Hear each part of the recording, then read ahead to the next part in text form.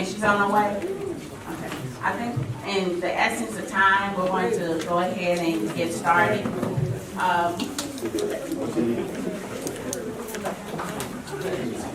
You can say thank you. I'm like, how do I click?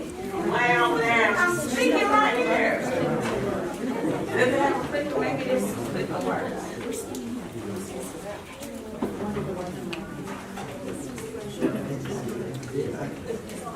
We're going to try this, and if it doesn't work, thank you, sir. All right. Good evening, everyone. My name is Ramona Lindsay, and I am the facilitator for the meeting tonight. I am also one of the members of the executive committee of the West Louisville Community Council, and I represent the community at large. Tonight's meeting has one major purpose, and that is to create an independent community organization that's focused on community-focused redevelopment in West Louisville. So with that in mind, this meeting will do a couple of things. It will give information, it will clarify information, and then identify some committee members for some working groups. That's what this meeting is intended to do tonight. This meeting will not dwell on the past. It will not attempt to explain or answer any seed capital decisions. And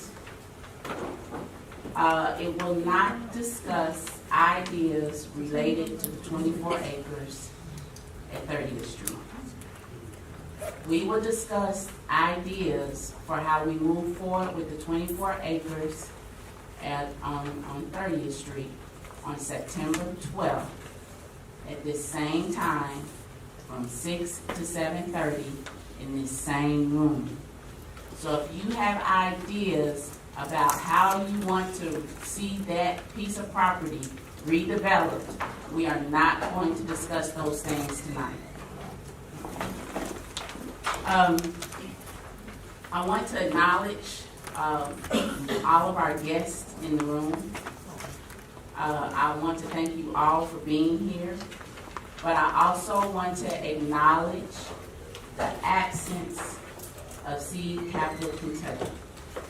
Seed Capital Kentucky is not in this room at the request of the West Louisville Community Council. One goal of Seed Capital Kentucky was to help this organization become an independent body. Seed Capital Kentucky is no longer involved with the development of the 24 acres at 30th Street. So because of that, and us being a community body and a community organization, we ask that this meeting be focused on just the community and not Seed Capital's involvement in the community. And when the executive committee made that request, Caroline Heine responded, and I would like to read to you her response. It says, "I think I speak for everyone here, meaning Seed Capital Kentucky, that we think it is awesome that you are going forward in this way. What a powerful statement about the efforts that you have all given over the past many months to create a group that is willing to keep offering their time, talent, and voices to advocate for responsible development in West Louisville." So we thank Seed Capital for laying a framework and a foundation for this organization. But this organization, this group of people, was always intended to become an independent body.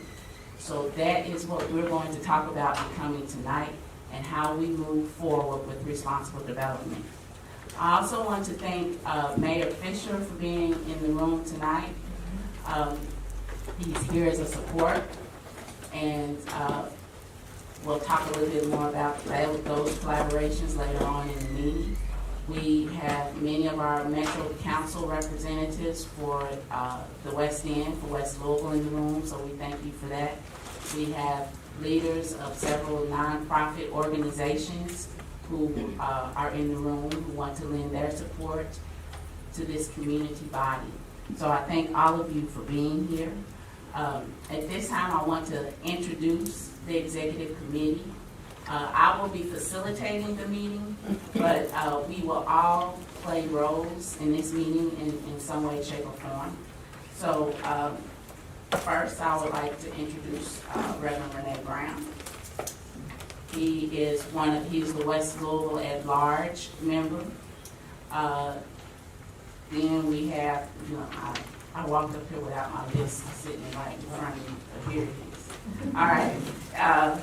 Then we have Marshall Gazaway, who is our Russell neighborhood representative. He is not here yet. He should be on his way. Natasha Cummings is our West Louisville at Large representative.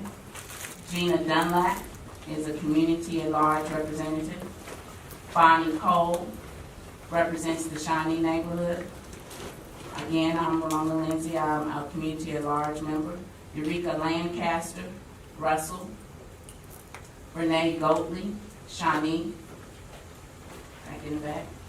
And Valerie Magnuson is the Portland neighborhood. We are all the current members of your executive committee, and we have been your voice for the past week and a half.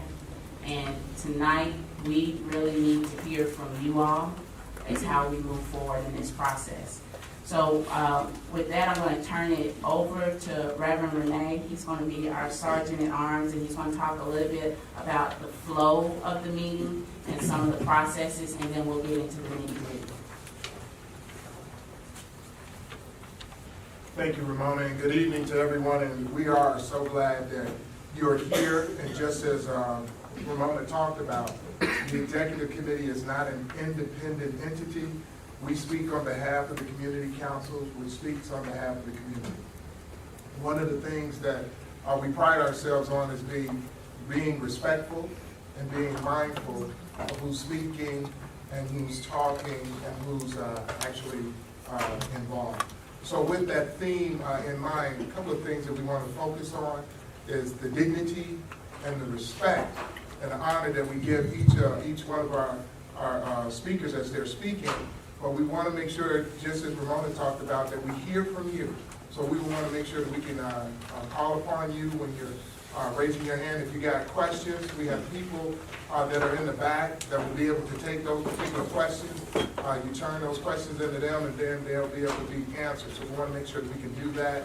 That way every question is addressed. We also want to make sure that you understand that if we do not address that question here today, that question will be addressed, and you will see the answers to the questions that will be posted on the site. So I want to make sure that you know that. So there is a flow, an ebb and a flow, but we really want to make sure that we are respectful and mindful of what we're laying out, because we do want to hear from you.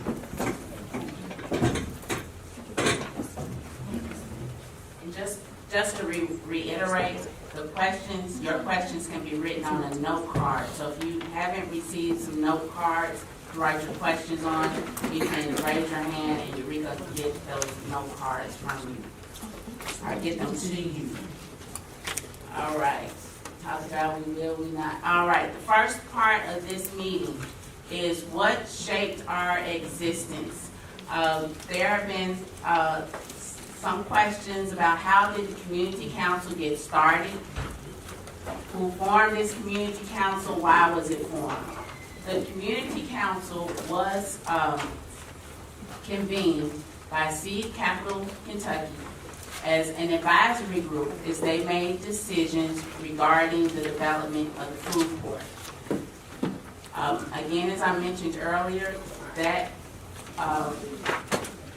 the intent was always to make this an independent body, separate from Seed Capital. We talked about community benefits. I don't like to stand right here because I feel like I'm in front of it.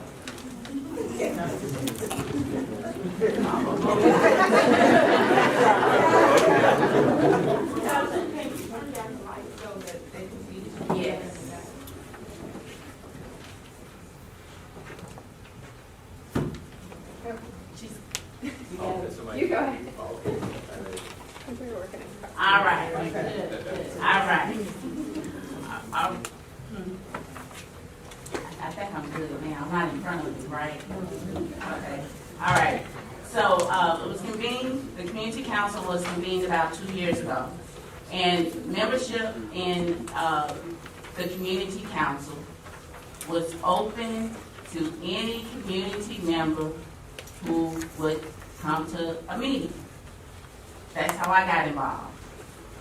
I heard the announcement that there was going to be a meeting about the food court, and that's when the bio digester was up. Now it's like, I need to go hear about this thing.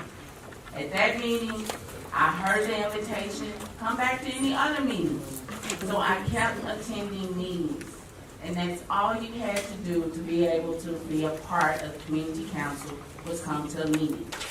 About a year ago, Seed Capital felt that in order for this community council to have real power, real teeth, and to eventually direct and lead itself, it needed an executive committee. Seed Capital also felt that they needed a group of people that if there was some decision that they needed to make quickly and they couldn't pull the whole council together, which at times is gone from 100 to 150 members, because they couldn't pull the whole council together. Let's get a smaller group of people that if we need to talk to, we can get them together quickly that can represent the council. So they proposed a structure for the executive committee of the community council. That council in the beginning, the executive committee in the beginning consisted of 5 people. After those, and I was one of the original 5. After those 5 people became members of the executive committee, we said we don't like this structure. We need more voice as leaders. And you don't have this, but if I made a couple of copies, but this is our structure that I'm getting ready to read to you.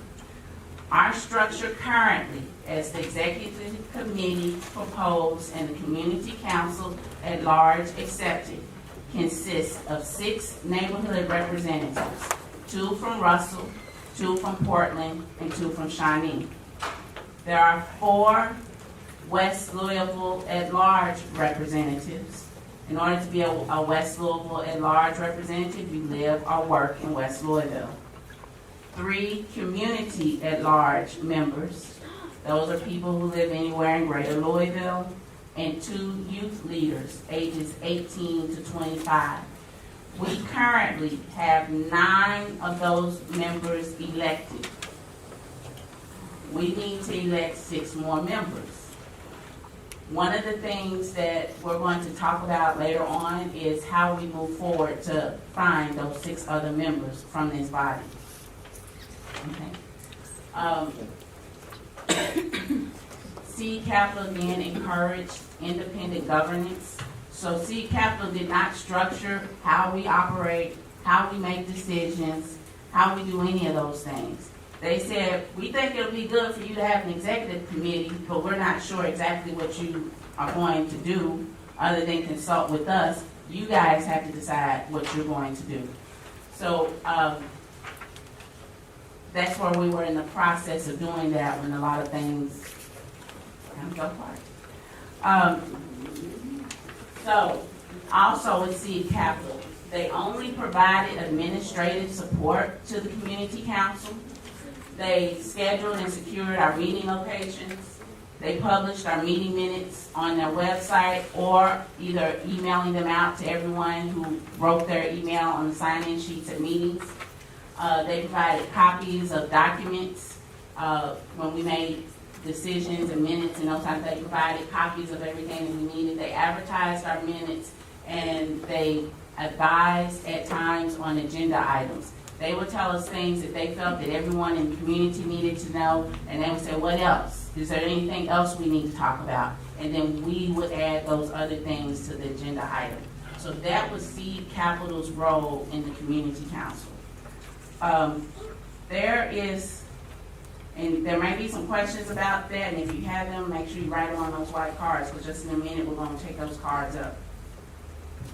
The next thing I want to talk about is a timeline. You've got a copy of this timeline, it's pretty in-depth. This timeline of discussions between Executive Committee and Seed Capital Kentucky. I'm not going to go over this whole timeline, but I want to address a few key dates on that timeline. And the reason that I prepared this timeline is that the Executive Committee believes in transparency, and we think in order for us to be an empowered council, we need to know what's going on and when it went on from the perspective of the Executive Committee. So on July 16th, we actually met with Seed Capital because our membership as Executive Committee members, we had our 9 people, and we weren't fully clear on the management structure and the roles of Seed Capital and what they expected the community council to do and what they expected the executive committee to do. So we had a meeting to discuss those things.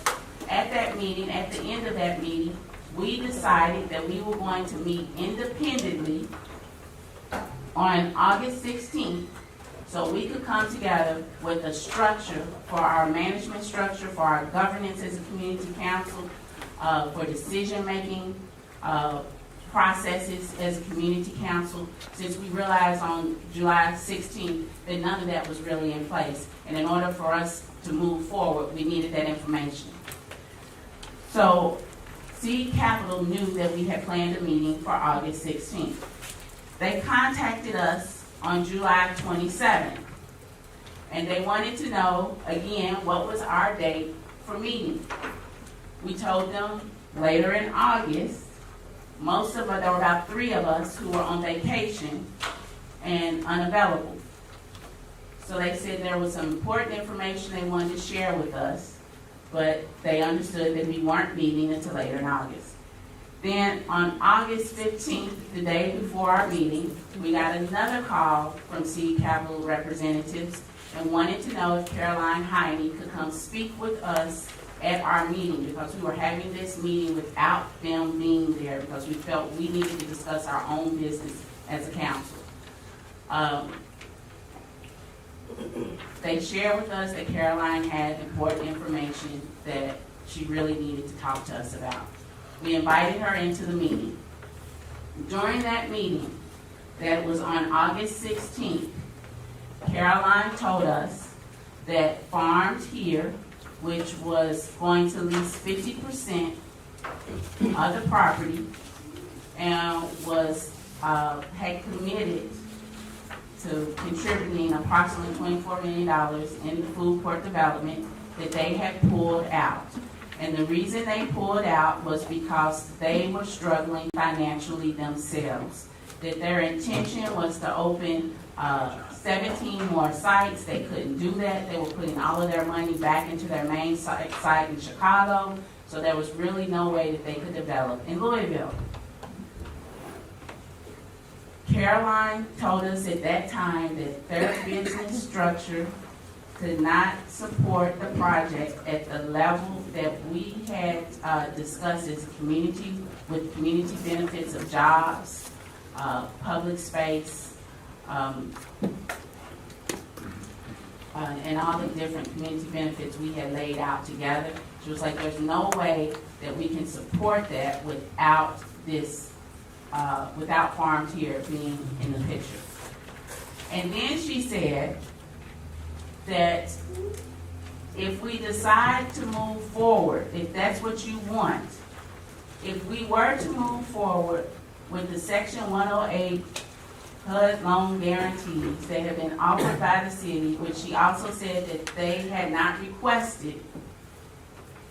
She said if we were to move forward with that, if you think we should, this is what we could provide. She said that they have been for the past 3 weeks talking with their architects and the developers to see if they could get the price down and what they could give the community. She told us we would be able to get a corrugated metal building, small corrugated metal building that we would not have Jefferson Street Plaza, we would not have our farmers market, we would not have the 300 jobs, that we would not have an access road that would prevent big trucks coming through the neighborhood, we would not have the walking trail that was promised. It would just be a metal corrugated building. And she said, do you think, as an executive committee, that we should move forward?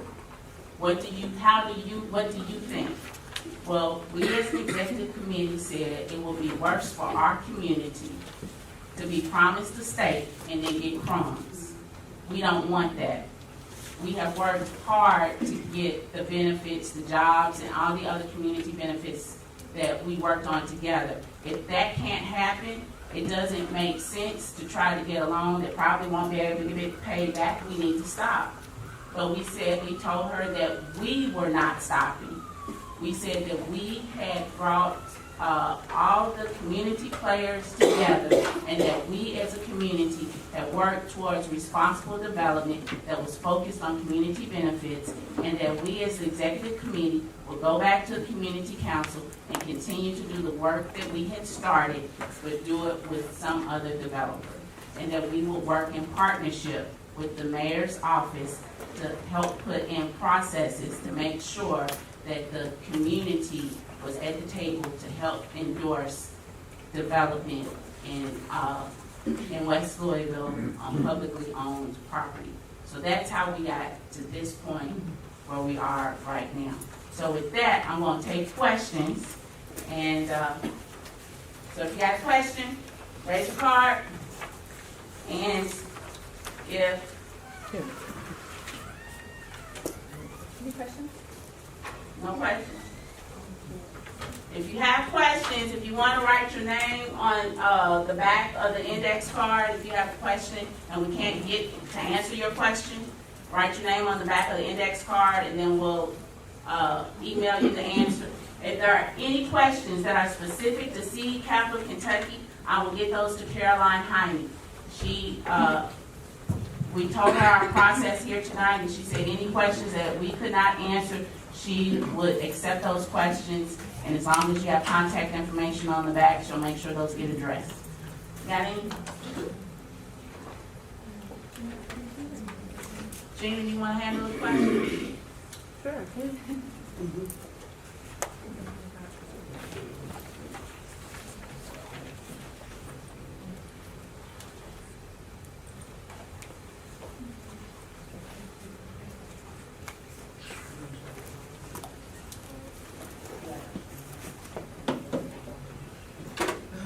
First question, given Ramona's explanation, why did the mayor, the Louisville Urban League, Stephen Riley place blame on the community for project collapse? So if I had to guess, this has something to do, I think, with a recent news item that sort of led with the concept that the project was too big for people's imagination. And I think from what I saw on Facebook, is that better? Can you hear me back there? Yeah. A little bit? Yeah, we can hear you. I'll speak up. So there was a recent news item following the announcement, and I think a lot of people took from that the comment that the project was too big for people's imagination. I don't think that was really intended to place blame on the community for the project not going forward. I think, during the last 2 years or 18 months, there was a lot of information and a lot of information out in the community, a lot of understanding and misunderstanding. And a lot of times, when people are talking across one another, they really don't take an opportunity to get the facts and certainly to get everybody on the same page and the same level of understanding. So there were and probably always will be people in the community that supported the project for a number of reasons. There are certainly many people in the community who were skeptical of the project and voiced their concerns against sort of everything, I think, in a fell swoop. But I don't think that there's any blame being laid with regard to projects coming to West Louisville. I think as a community council, we want to help make sure that there's adequate information, factual information about any project being proposed, well upstream of actual decisions being made about public resources or public properties. I'll leave that there. What role do you plan to give existing neighborhood groups and associations whose work predates the West Louisville Community Council? And I think with some of the good remarks that Ramona made earlier, that the fact that we've got 6 positions on the council that need to be filled, I would totally encourage people to be strategic about having or electing representatives from their respective indigenous groups to put forth their name and a nomination to serve on the council. And that is another way where we get sort of cross-communication and collaboration with newcomers and existing stakeholders within the community. How do you become a member of this council, especially the executive committee? So it's very easy to become a member of the council. All you have to do is show up and express a willingness to do so. So there are no requirements, there are no filters. You simply put your name and add it to a list, and you become part of the conversation automatically. And that opportunity is available for anyone throughout the community who wants to be productive and a part of solutions going forward. In terms of the executive committee, that structure was based on participation and attendance and nominations from the larger community council, from the community council at large. So nominations from within the group of everybody within the community council were made, and those decisions were voted on by the council. Thank you. And these two, and we want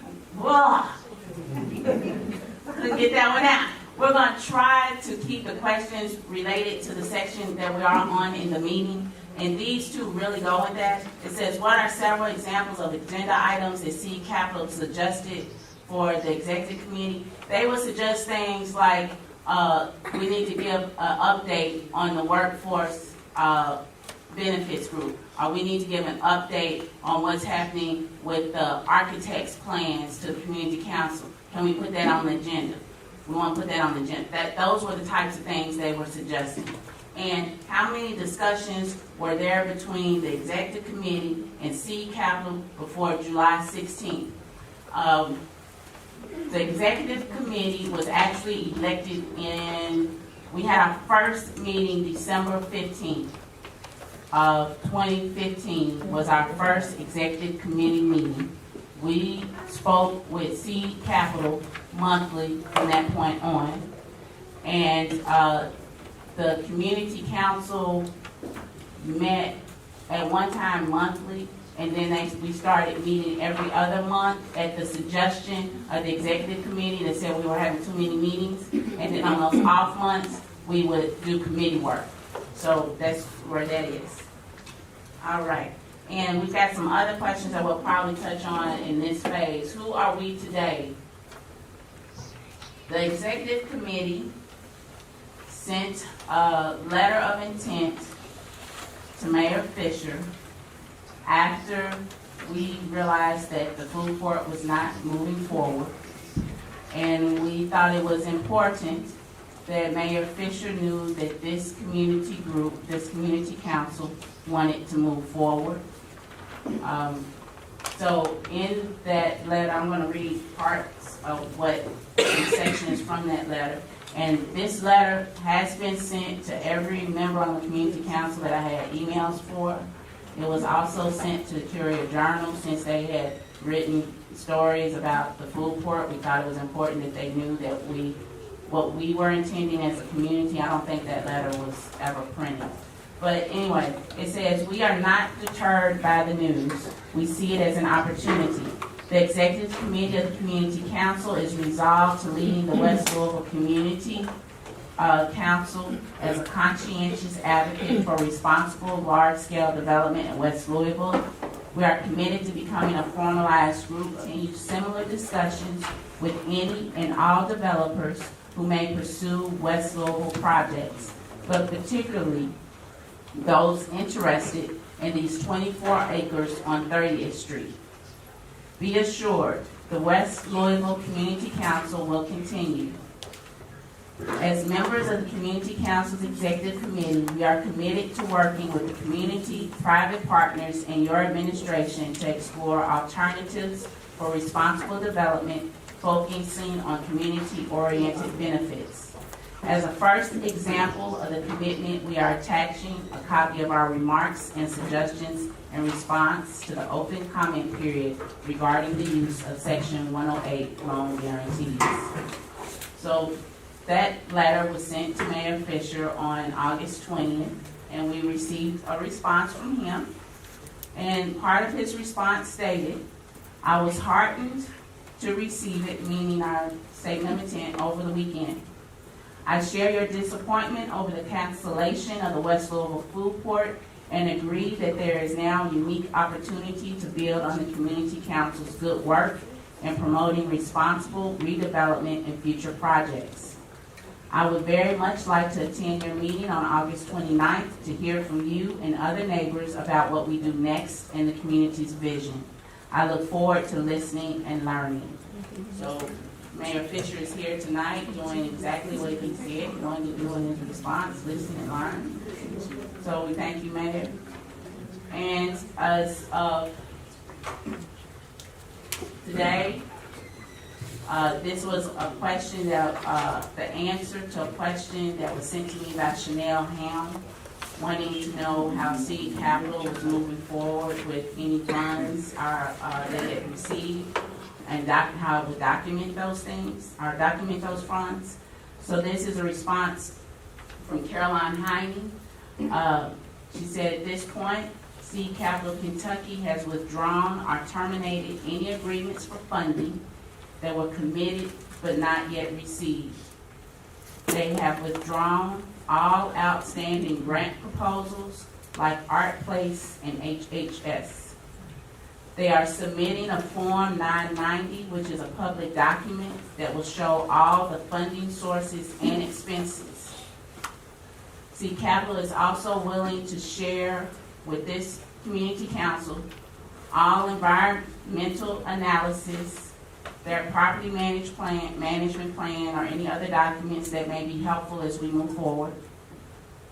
And they are giving all documentation as far as their design work to the Filson Club for historic reference, so the project won't be lost. So all copies of those documentations, business, the site designs and all that will be given to the Filson Club for historical reference, and so anyone can have access to those. With that, we're going to move to another round of questions and answers about where we are today. And I think I might have one that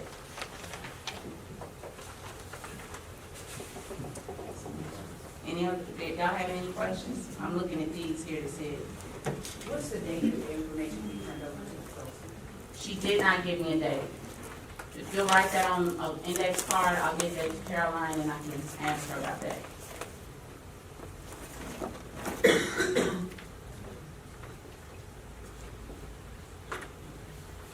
Ladies and gentlemen, we have an announcement. This is from the fire marshal. It said, if people would please sit down, we would appreciate it. The fire marshal has asked every person in the room to be in a seat. There are chairs available. So that Couple seats up here in the front.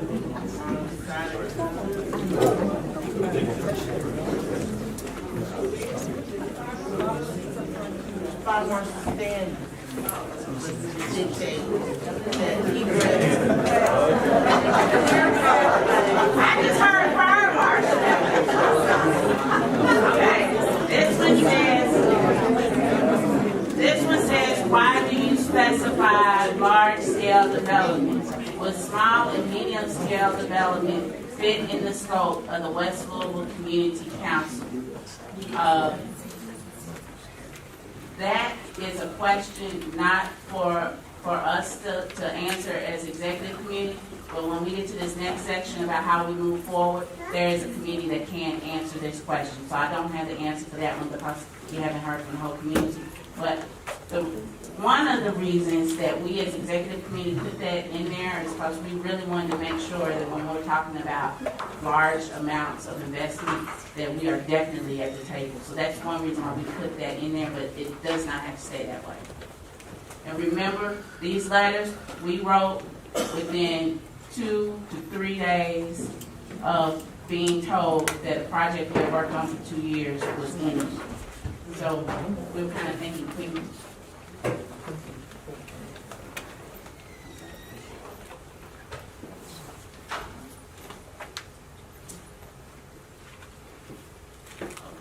This question I'm gonna say I'm gonna read it, but I don't think I can answer it right now. It said, did anyone make a formal application for new market tax credits? I can't answer that question. That may be a Mayor Fisher question that he can ask when he gets an opportunity to come up here later on, but I can't answer that one. Any others for this section? All right, let's go. We're gonna keep moving. All right.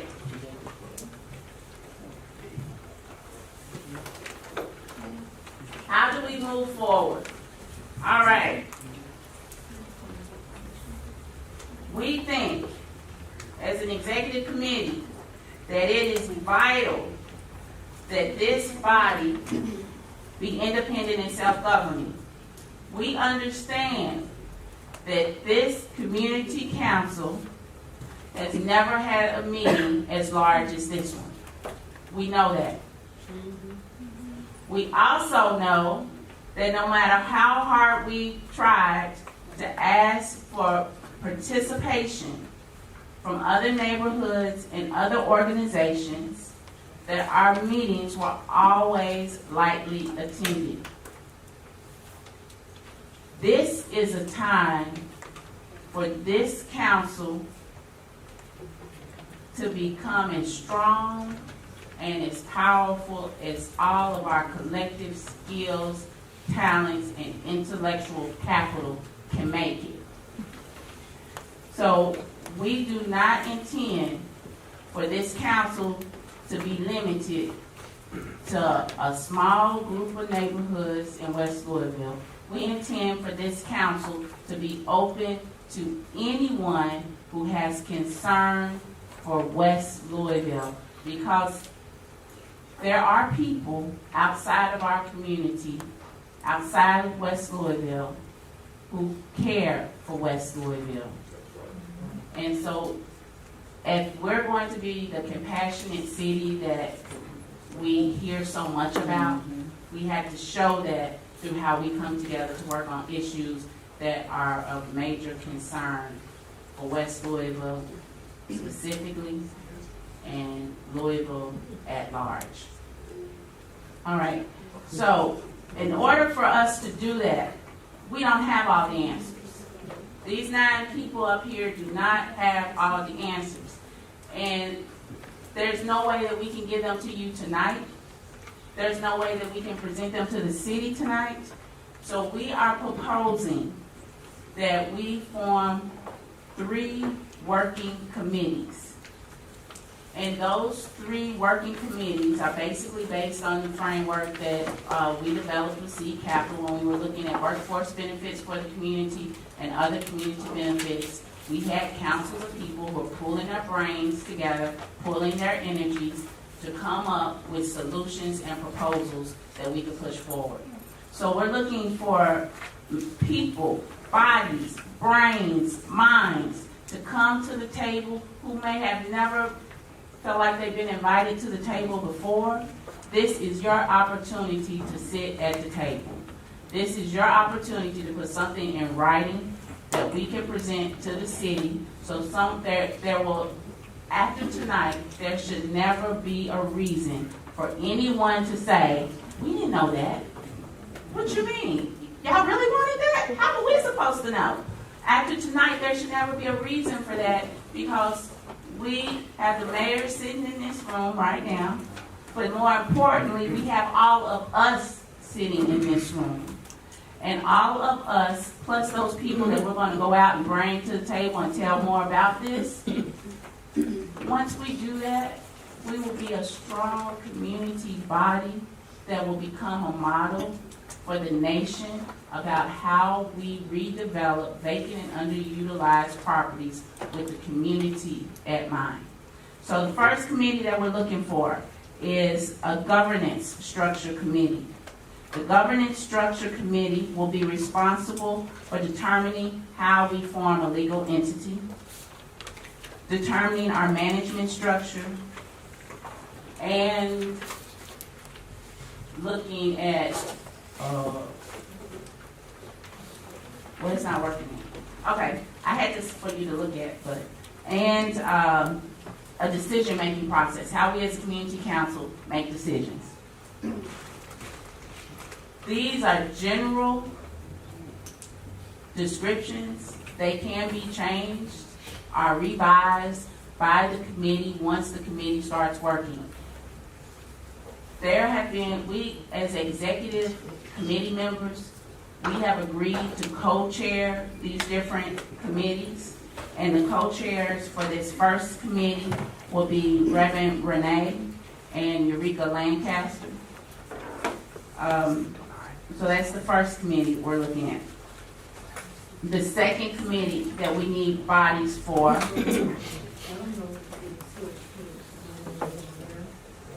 Oh, yeah. Okay. We'll update. I had updated it, just didn't say.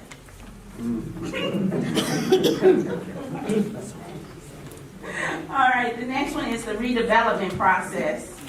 And in that committee, we're looking at a process for accountability and transparency. When we're looking at land development, we're looking at how do we ensure that there is consistent community dialogue in the entire process, and how does the community provide an endorsement of development of the 24 acres at 30th Street.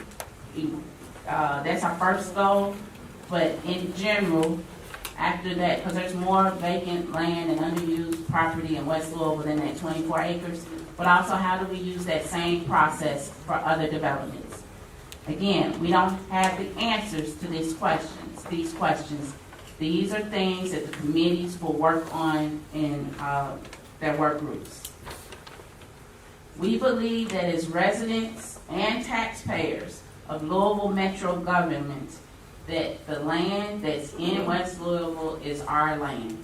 And so we should have a say in how that process is developed and how that process ensures that the community is always kept in mind when we're looking at development.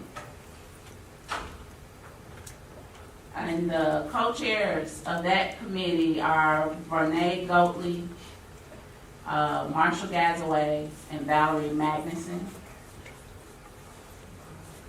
And the last committee we're looking for is marketing and communication. And with that committee, the committee will be responsible for using art, music, and social media to rebrand the public perception of West Louisville and the 24 acres at 30th Street. We can't keep calling it the food court. It is not the food court. Sorry. So we can't keep calling it that. But we think as a community, it's our land. It's time for us to kind of take some stewardship of that land and help to rename it and reshape the perception. And while we're renaming it, also to help to reshape the perception of West Louisville. It also will give us an opportunity, this marketing and communications committee, to create our own narrative for our community. You see the pictures around the walls, the West Louisville is Faces and Voices. That is an attempt by artists, the West Louisville Women's Collaborative, to use the people of West Louisville to empower the people of West Louisville through art and photography, to begin to change that perception of how other people see our communities. And these signs were turned into 300-yard signs and have been put in neighborhoods throughout the city. So if someone doesn't know West Louisville, they've never been to West Louisville, they've never met someone from West Louisville, the first time they will meet that person is in their own neighborhood, in their neighbor's front yard, through these yard signs. So that's one way of trying to change perceptions, through art. And this committee will also help for us to define who we are as a community instead of waiting for someone else to define us. We define ourselves. So that's the role of that committee, and the chairpersons of our co-chairs of that committee are myself, Gina Dunlap, and Natasha Cummings are the co-chairs of that committee. And with that, I'm going to take questions on the committees, and one of them I've already gotten. Two of them, because I remember Gina took them, but they were up here. But one of them said, why are you continuing to use C capital structure as you move forward for the executive committee? The committee that's working on governance structure will be the committee that decides if we use that structure, if we develop something else. Right now, we can only work with what we have. So until we come up as a committee with some other structure, the one that we have in place is the one that we're following. The other question was, is there a conflict of interest with people who work for Metro government being on the executive committee? There are two people, Gina Dunlap and I think Renee Goatley, both work for Metro government, but they are also members of the community. At the time that they were put, especially Gina, at the time they accepted their positions and when we discussed it, we didn't see a conflict of interest. But if that's something in the governance structure that the governance committee sees that is a conflict, that may be something that has to change. But right now, we did not see it as a conflict because Gina did not have any dealings, or Renee, in the agreements between the city and C Capital.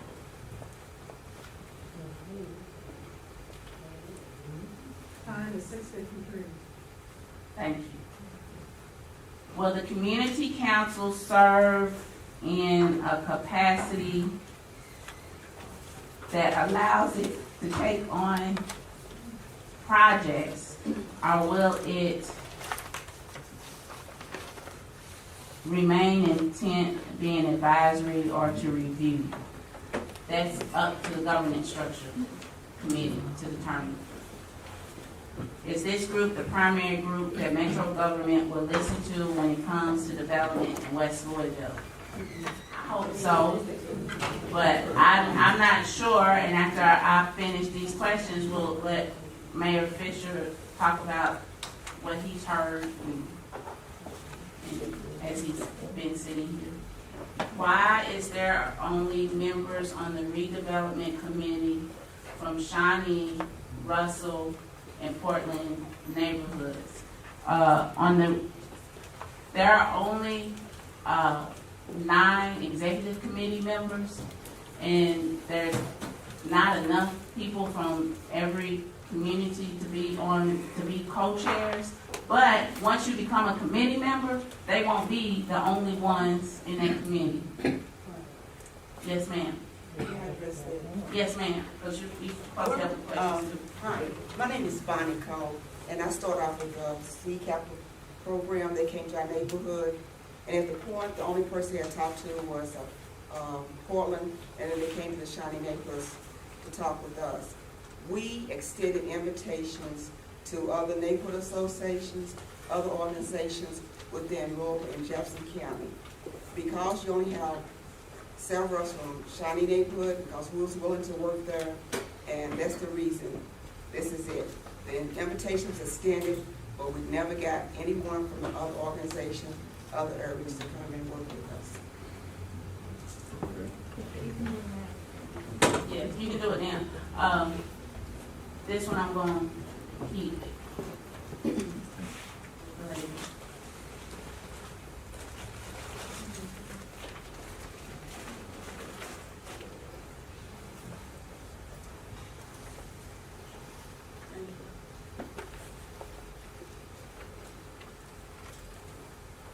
It says, why deal only with Metro-owned properties? What about being available to private property owners? We felt, and this again could be a governance structure or redevelopment process question for committee, but we felt that the properties that the city had most control of what happens to them are the properties that are owned by the city. We don't have a whole lot of say in what a private person does with their own property. But we do, as taxpayers, can have some influence on what happens with city-owned property. So that was one of our purposes for saying city-owned, our public-owned property. But at this time, I would like to bring up Mayor Fisher. And I thank you so much, sir, for being here and listening, because I know I've given a lot of information.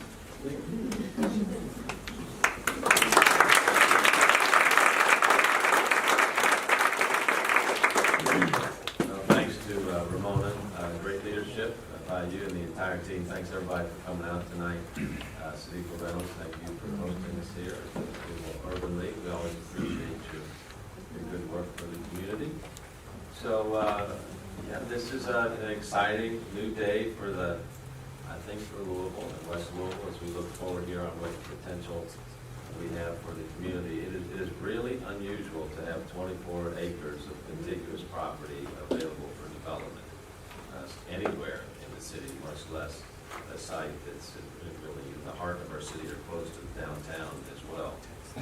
So I was really heartened, as I said in the letter email back to Ramona, that you all decided to continue forward and grow in your capacity and grow in helping us envision what the possibilities are for the 24 acres. It would be a very Louisville kind of thing to call it the food court, like even 20 years from now. I think it's probably best that we don't do that. But you all are great examples of citizens that are just saying, hey, we realize the role of citizens to step up and help the community and expect nothing in return other than we get to live in this city and live in this country. So thanks everybody. This obviously is not the only meeting you've had. You all have been working really hard on this for a long period of time.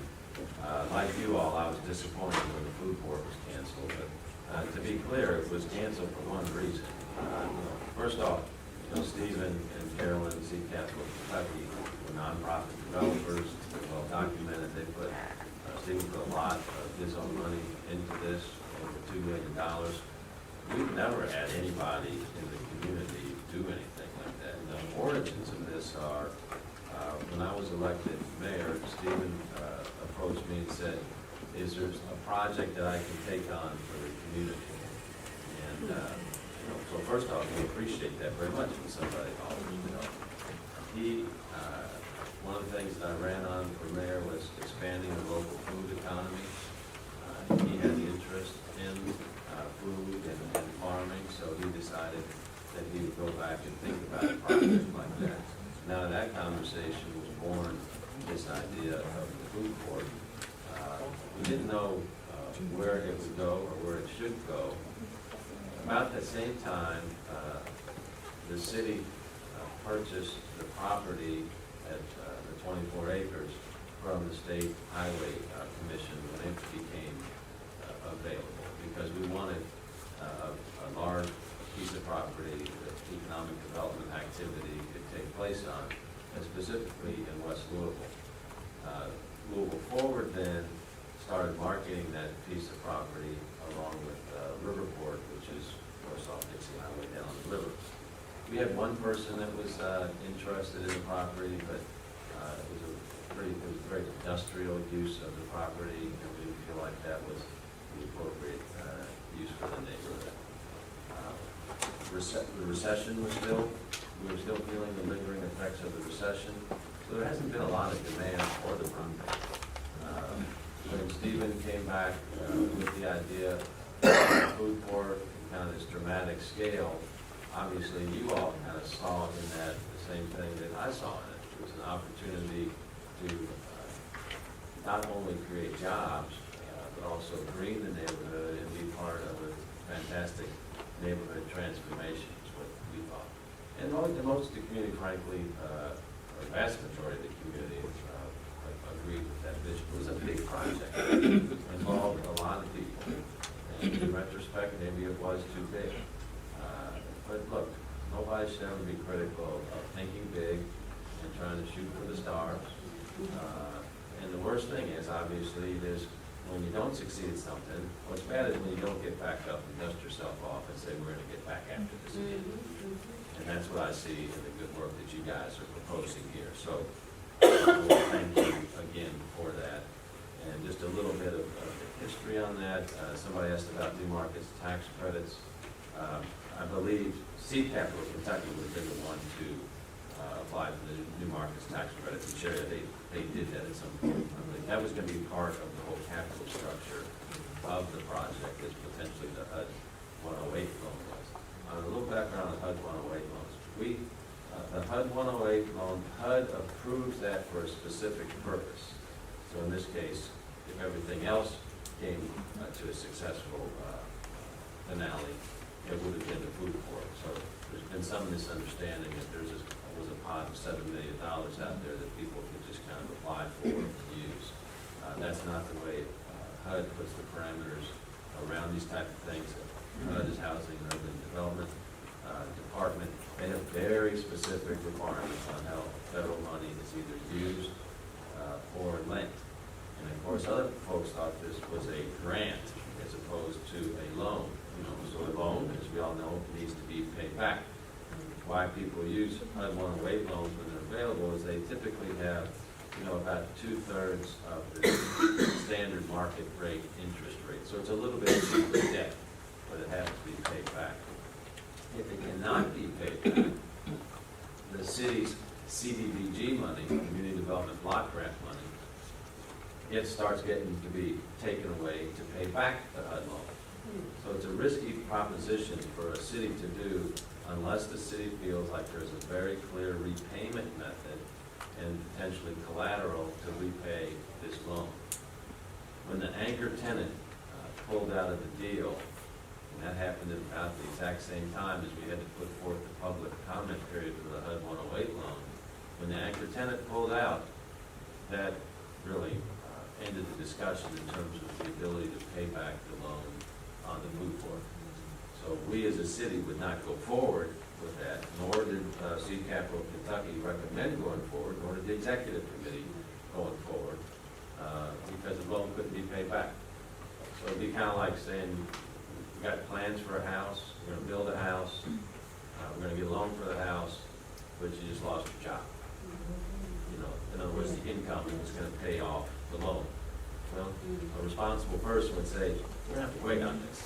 It's not the right time to build this house. So that's a little color on the HUD 108 and the New Markets tax credits as well. I want to ask you all to do a few things, but before I do that, I'll be happy to take any other general questions. Can I do that, or do they need to write it down? Okay. I love the way you guys run your meetings. It's very efficient. So, any questions? Yes, sir. Just had a question about the timeline here says that the scaled down project would primarily be funded as a result of receiving the Section 108 loan guarantee. I was trying to make sense of that. The bigger project, the full project, versus this statement, and maybe that's a question for. Well, I'm unclear on that too. That would. Would you like me to address? Sure. When we were in the meeting and Caroline was talking about what the project would look like if we moved forward. She said the only way we could really get that scaled down with the corrugated metal building is if the section 108 loan guarantee was approved and I that. serve on the Seaboard Capital. I think you need to refer that question to Caroline, because it's not actually correct. But I would like to be able to refer that to Caroline, Okay. and then get answer that. Okay. You got it on the card? Already done. Okay.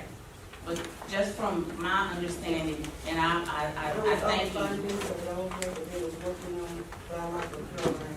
That's great. Thank you, Ms. Bonnie. And we'll get that to Caroline. Make sure your email is on the back, Andrew, so she can respond. And Caroline said she would do that. Yes. Mayor Bishop, Don Owen, Vice President for the Business Association. One thing I would like to see if this city looks at a 108 process is we have attempted through the previous administrations, since the rise of metro government, to improve the West Market Street corridor. We have lost 25 buildings between 15th Street and 22nd Street since 2004. Just lost one a couple weeks ago. With the Russell Choice project coming down the line, in order for anything to succeed, and the best example of that is in Cincinnati. You have the banks development along the riverfront. You have the University of Cincinnati development north. The center of Vine Street and OTR was a disaster. It got to the point that was right in Cincinnati. They finally said, we've got to do something about this. They've done it. And until, my thing with the food court has always been, we tried to get a new Haymarket when the old one closed on Jefferson. We were told it wasn't our time.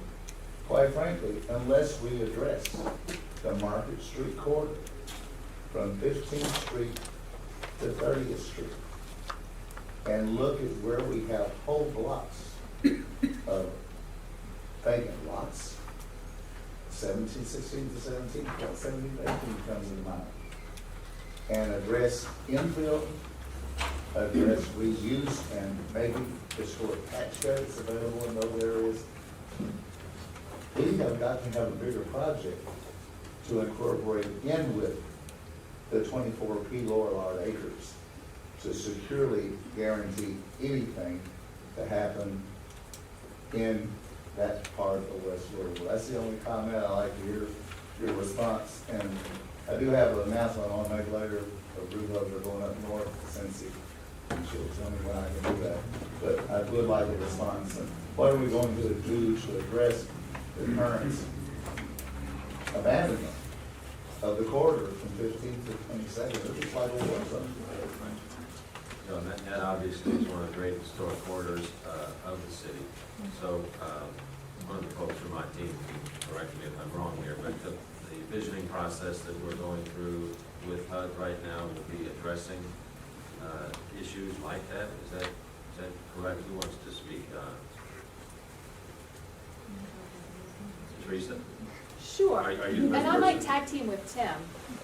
Okay. So, hi. So that's when you come in late. I'm Teresa Zawacki. I'm Senior Policy Advisor to Louisville Forward, and Tim Barry is the Director of Louisville Metro Housing Authority. So I'm going to talk for just a second about the corridor improvement plan that's been shepherded by Councilwoman Sherry Bryant Hamilton to do streetscape improvements starting a little bit toward the 30th Street side of the corridor, but planned to come east along Market Street to do things that will encourage business development. You can see some of the improvements that have been made. If you go down Market Street, there are new sidewalks, new trees have been planted, benches and trash cans have all been installed, and the plan is to continue those improvements to the east. And then Tim, do you want to talk a little bit about how Choice interacts with Market Street in terms of the overall vision for the Russell neighborhood? Certainly. Along with the Muhammad Ali corridor, Market Street is a very, very important spine relative to the Choice endeavor. We're now in the process of waiting, actually, to hear if we got the grant from HUD to embark upon Choice, but with or without the grant money, we will proceed. But again, Market Street is very, very critical, as is Muhammad Ali, so that's where we are right now. Well, so on that, I mean, John's talking about like your light rail project over the Rhine is what you're referring to. So, you know, basically you gotta find a developer who, let's say in this case, the city decides to put in some public infrastructure based on what they feel is gonna happen to the appreciation of the value of the property along that spine.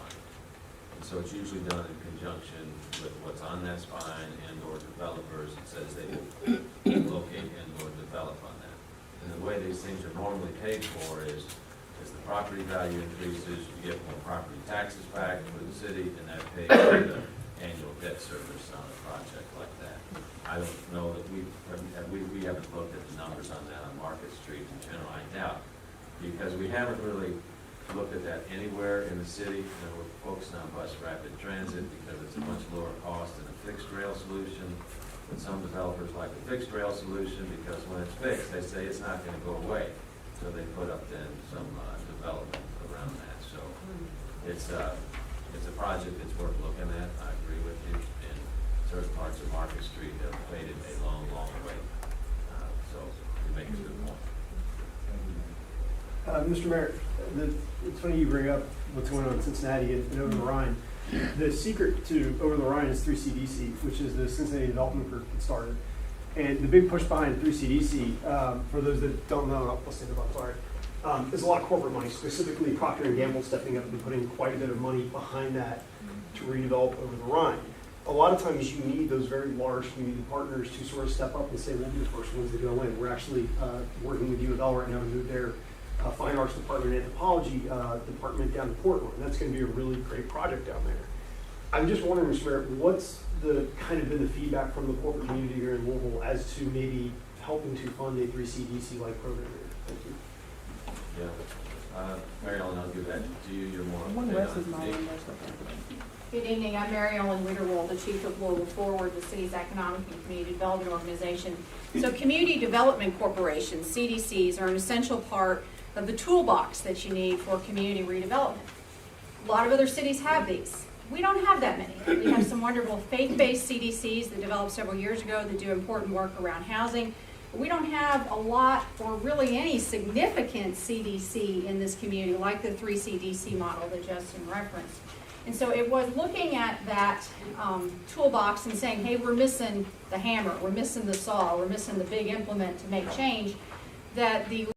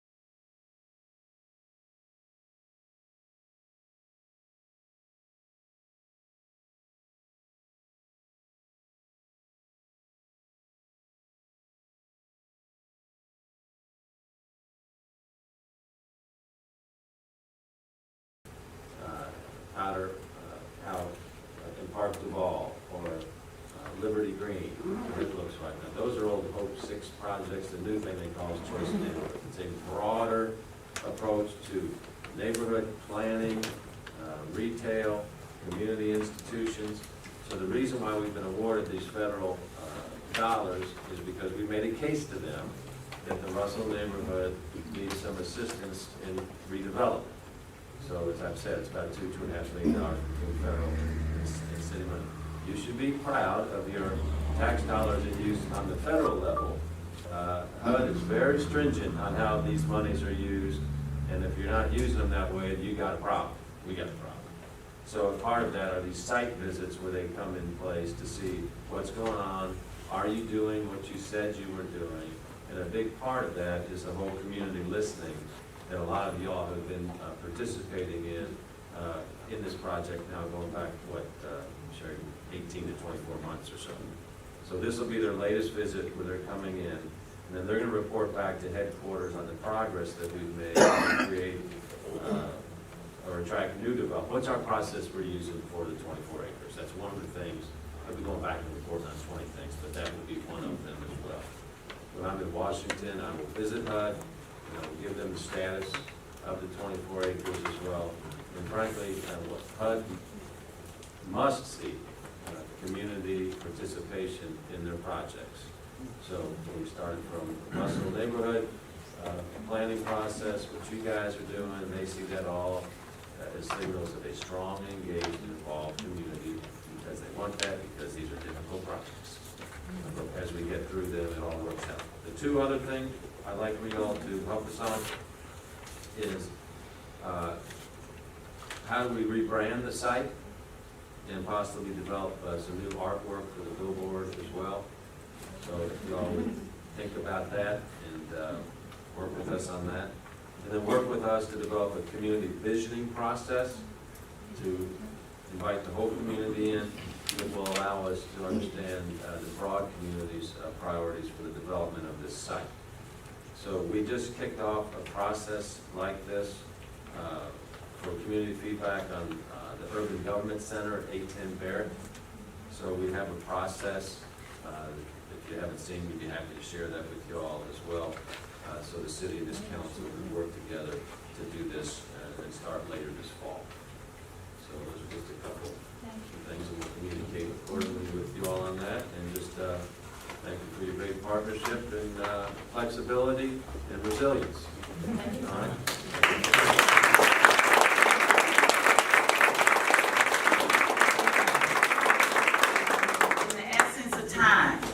I want to talk about, we got 3 minutes, and I want to respect everyone's time because I said this meeting will be over at 7:30. Our action steps, we have heard that the city needs us. We have 3 committees. Again, we have the governance structure, we have redevelopment process, and we have the marketing and communications. There are going to be sign-up sheets in the back of the room for each of those committees. You will need to write your name and contact information on there. Email will be specific, will be best, and your co-chairs will contact you with the meeting dates for that committee. We plan to have all committee meetings completed by the end of September so we can make reports at our next full council meetings. We will actually have committee reports, and we actually want to send those committee reports out to the full council before our meeting so you have time to review them. Our next meeting will be October 17th as a full council. So today, your first action step is to sign up for one of those committees. The second action step is that on September 12th, we are partnering with the Louisville Urban League to host a visioning session here in this same room from 6 to 7:30 to actually look at proposals for what could happen with that 24 acres of land. So if you have a calendar or a phone or whatever, put down September 12th from 6 to 7. And Sadiqa? It'll be, dinner will be served, provided by the Federal Reserve Bank, Mickey Jackson. Well, thank you. All right. All right, and then the last action step, is that for our next meeting, we need a hosting site. I see lots of people in here. If you have contacts with someone who may be willing to let us use spaces for either committee meetings or for full council meetings, if you could write that down on one of those index cards and give it to one of the executive committee members, we can use that as a resource. See, Capital used to help us find places. We can't depend on them. We have to depend on ourselves now. We have to depend on using all of the resources we have amongst us to move forward. This is about us coming together to help push not only West Louisville, but this whole city forward. So please, if you have any information, any contacts that you need for us, please share that with us.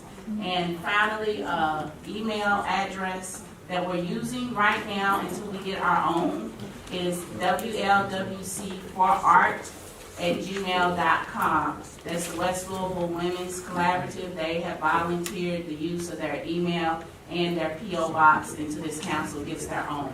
So that's how we're going to move forward, is by working together. Yeah, could you repeat Yes. that?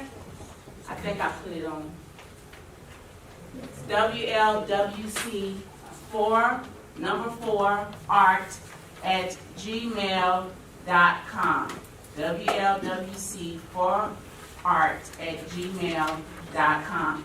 And with that, I think I've got everything. If there are any unanswered questions that we did not get, please turn those cards in as well. I promised John that when we got to the end of the meeting, he would make an announcement. We are at the end of the meeting, so I thank you all for coming, and we are going to move forward together in this whole process.